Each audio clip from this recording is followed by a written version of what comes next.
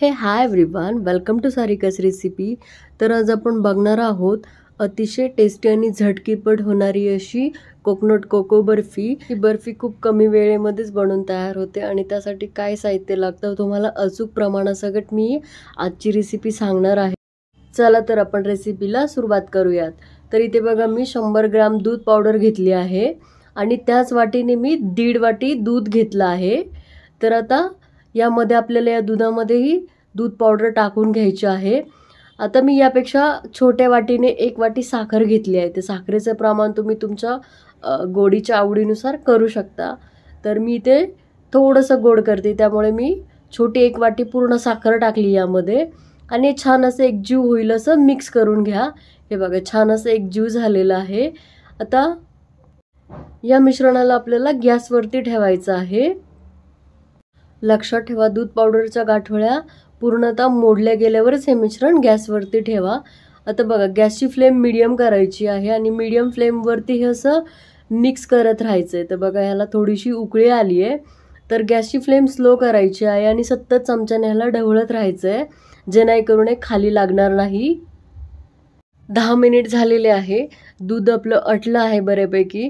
तर आता यामध्ये आपण 20 ते 30 ग्राम गावरान तूप टाकलेलं आहे, अंदाजे 1 छोटा चमचा भरून। तर बघा हे दाटसर झालेलं आहे। जोपर्यंत हे मिश्रण सुके होत नाही तोपर्यंत आपल्याला ह्याला असंच मीडियम फ्लेमवरती मिक्सअप करत राहायचं आहे।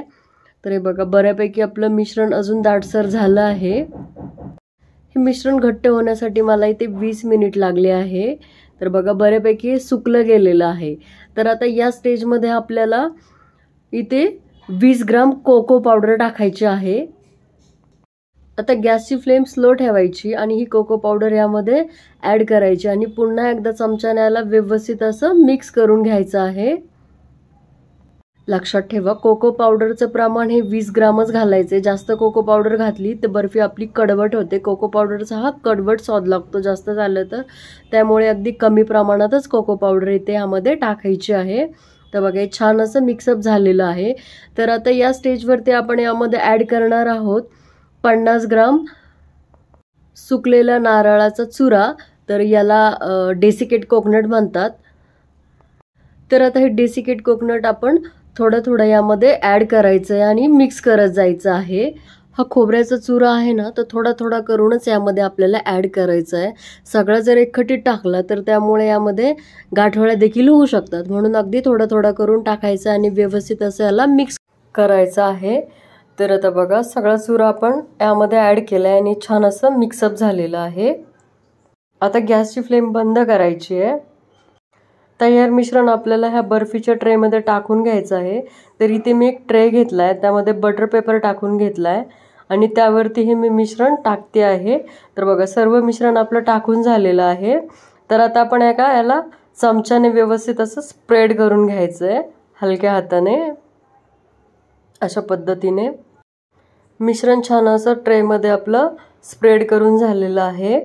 आता या तयार मिश्रणावरती आपण थोडेसे स्लाइस केलेले बदाम टाकून घ्यायचे आहे डेकोरेटिंगसाठी।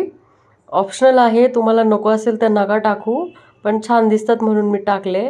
आता याला मी चमच्याने प्रेस करते आहे कारण बर्फी थंड झाली की ते पडू नये म्हणून कट करताना। तर बघा तयार आहे आपली बर्फी, कोकोनट कोको बर्फी। तर आता 1 तासासाठी याला फ्रीजमध्ये ठेवून द्यायचं आहे। 1 तास झालेला आहे तर तुम्ही बघू शकता बर्फी आपली छान अशी सेट झालेली आहे। मी याला बटर पेपरमधून रिमूव्ह केलं आहे। तर आता यावरती थोडासा आपला नारळाचा चुरा टाकायचा डेकोरेटिव्हसाठी। हे बघा आता हव्या त्या आकारामध्ये कट करून घ्यायचा। तिथे मी चौकोनी आकारामध्ये त्याचे तुकडे करून घेते आहे।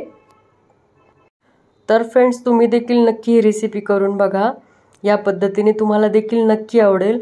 खूप कमी वेळेत होते आणि कमी साहित्यामध्ये होते आणि खायला देखील खूप टेस्टी लागते।